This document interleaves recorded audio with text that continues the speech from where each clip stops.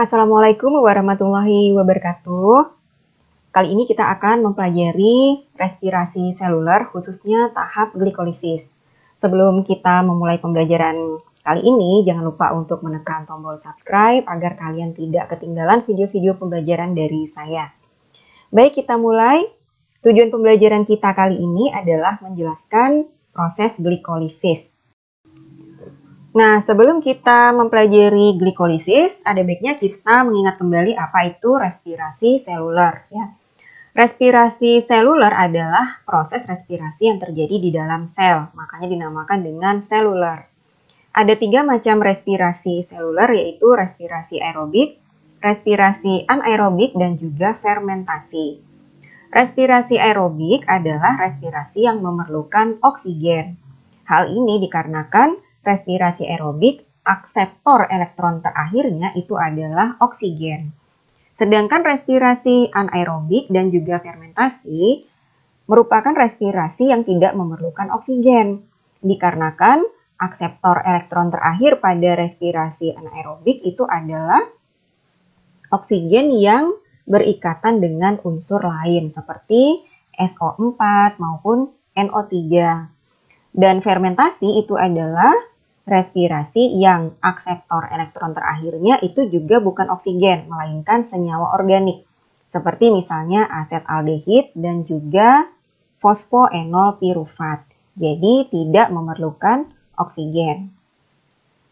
Nah, sekarang yang akan kita pelajari adalah respirasi aerobik. Di mana respirasi aerobik itu terdiri dari 4 tahap, yaitu glikolisis, kemudian dekarboksilasi oksidatif, kemudian siklus Krebs atau siklus asam sitrat, dan sistem transport elektron atau yang biasa disingkat dengan STE. Nah, karena tahapannya ada 4, maka dalam pembelajaran kali ini yang akan kita pelajari hanya glikolisis saja terlebih dahulu. Glikolisis adalah proses pemecahan satu molekul glukosa yang memiliki 6 atom karbon menjadi 2 molekul asam pirufat yang masing-masing memiliki 3 atom karbon. Nah, proses glikolisis ini terjadinya adalah pada sitosol. Baik sel prokariotik maupun sel eukariotik, proses glikolisis terjadi pada sitosol. Sekarang akan saya jelaskan secara mendetil tahap-tahap glikolisis. Tahap glikolisis diawali dengan pengubahan glukosa oleh enzim heksokinase menjadi glukosa 6-fosfat. Glukosa memiliki karbon sebanyak 6. Glukosa 6-fosfat juga memiliki karbon sebanyak 6. Perbedaannya, glukosa yang ini tidak memiliki atom fosfat, sedangkan glukosa yang ini memiliki 1 atom fosfat yang terikat pada karbon nomor 6. Glukosa bisa berubah menjadi glukosa 6-fosfat dikarenakan glukosa yang ini oleh enzim heksokinase dikatalis untuk mengikat 1 atom fosfat yang berasal dari ATP. Sehingga ATP berubah menjadi ADP. Nah, sekarang ini adalah struktur dari glukosa dan glukosa 6-fosfat. Dapat kalian lihat perbedaannya, glukosa masih belum mengikat atom fosfat. Sedangkan glukosa 6-fosfat sudah mengikat 1 atom fosfat, di mana 1 atom fosfat ini berasal dari ATP. ATP adalah singkatan dari adenosin trifosfat. Sedangkan ADP adalah singkatan dari adenosin difosfat. Nah, untuk lebih jelasnya bagaimana glukosa dapat berubah menjadi glukosa 6-fosfat, ini dapat kalian lihat dengan animasi berikut. Sekarang ini adalah ATP, adenosin yang berikatan dengan 3 atom fosfat. Kemudian ini adalah glukosa yang memiliki 6 atom karbon. Nah, glukosa ini masih belum mengikat fosfat.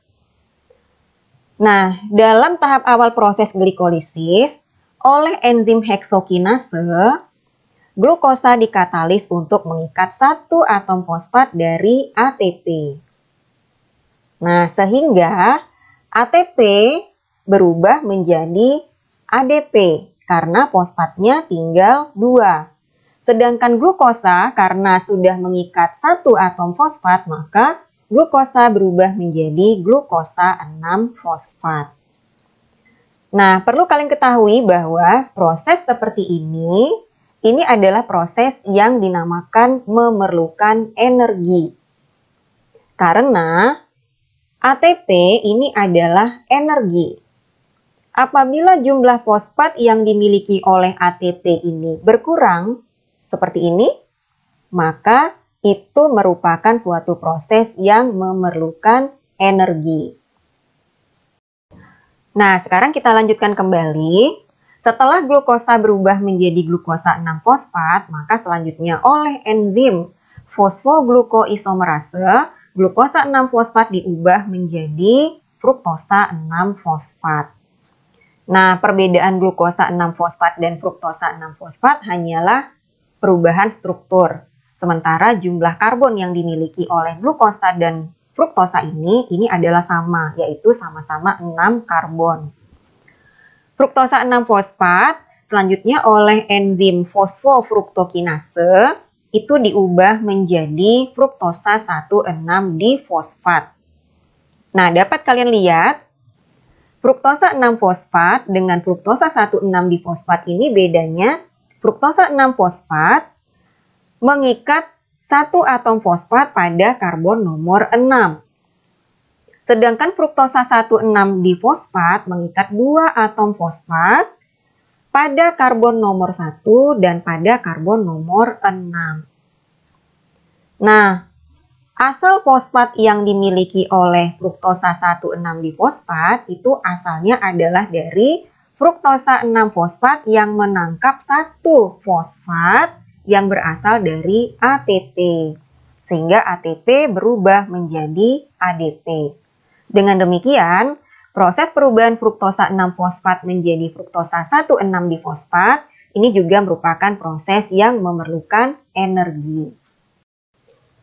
Nah, selanjutnya fruktosa 1,6-difosfat oleh enzim aldolase diubah menjadi 2 molekul gliseraldehid 3-fosfat atau yang disingkat dengan G3P yang memiliki 3 atom karbon.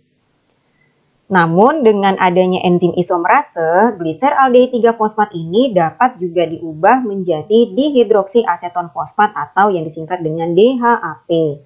DHAP ini juga memiliki 3 atom karbon. Dan karena enzim isomerase ini dapat bekerja bolak-balik, maka DHAP dapat diubah kembali menjadi G3P. Dengan demikian, dapat dikatakan bahwa oleh enzim aldolase, fruktosa 1,6-difosfat diubah menjadi 2 molekul gliseraldehid 3-fosfat atau 2 molekul G3P. Apabila dihidroksiaseton fosfat telah berubah menjadi gliseraldehid 3-fosfat, maka selanjutnya oleh enzim triosa fosfat dihidrogenase, gliseraldehid 3-fosfat dikatalis untuk mengikat fosfat inorganik. Selain itu, triosa fosfat dihidrogenase juga mengkatalis proses pelepasan elektron oleh gliseraldehid 3-fosfat, sehingga elektron yang sudah dilepaskan itu kemudian ditangkap oleh NAD+, sehingga NAD+ berubah menjadi NADH. Nah, melalui 2 macam proses ini, maka gliseraldehid 3-fosfat diubah menjadi 1,3-bifosfogliserat. Perlu saya tambahkan bahwa NADH karena tadi menangkap elektron yang dilepaskan oleh gliseraldehid 3-fosfat, maka NADH ini menjadi senyawa yang membawa elektron. Nah, selanjutnya 1,3-bifosfogliserat oleh enzim fosfogliserokinase diubah menjadi 3-fosfogliserat. Dapat kalian lihat bahwa 1,3-bifosfogliserat itu memiliki 2 atom fosfat yang terikat pada karbon nomor 1 dan karbon nomor 3. Sedangkan 3 fosfogliserat hanya memiliki 1 atom fosfat yang terikat pada karbon nomor 3. Ini menandakan bahwa proses perubahan 1,3-bifosfogliserat menjadi 3 fosfogliserat itu melepaskan 1 atom fosfat. 1 atom fosfat yang dilepaskan itu selanjutnya ditangkap atau diikat oleh ADP sehingga ADP berubah menjadi ATP. Dengan demikian, proses perubahan 1,3-bifosfogliserat menjadi 3 fosfogliserat merupakan proses yang menghasilkan energi. Selanjutnya, 3 fosfogliserat oleh enzim fosfogliseromutase diubah menjadi 2 fosfogliserat. Proses ini menyebabkan 1 atom fosfat yang ada pada fosfogliserat yang terikat pada karbon nomor 3 dipindahkan menjadi berada pada karbon nomor 2. Lalu selanjutnya, oleh enzim enolase, 2 fosfogliserat diubah menjadi fosfoenol pirufat. Pada proses perubahan 2 fosfogliserat menjadi fosfoenol pirufat, terjadi pelepasan senyawa H2O. Nah, kemudian selanjutnya fosfoenol pirufat oleh enzim pirufat kinase diubah menjadi pirufat. Nah, dapat kalian lihat di sini, fosfoenol pirufat memiliki 1 atom fosfat, sedangkan pirufat tidak memiliki atom fosfat.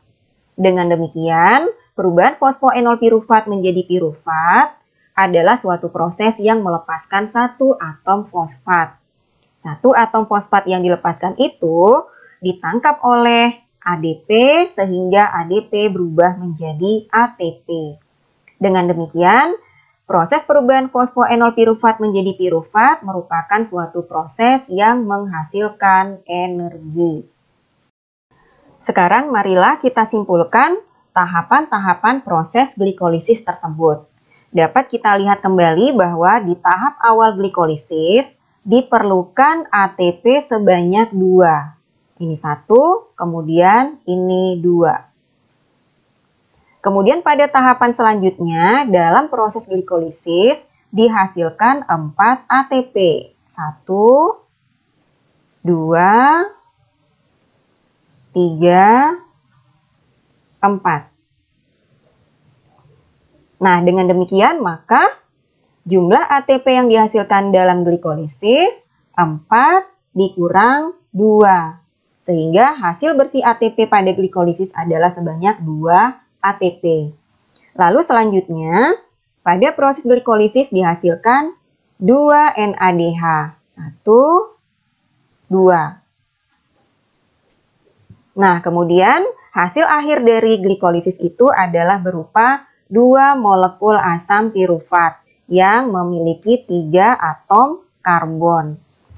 Nah, jadi kesimpulannya hasil dari glikolisis adalah 2 pirufat, 2 ATP, dan juga 2 NADH. Demikianlah pembelajaran kita kali ini. Jangan lupa untuk menekan tombol subscribe. Sampai jumpa pada pembelajaran selanjutnya. Saya akhiri. Wassalamualaikum warahmatullahi wabarakatuh.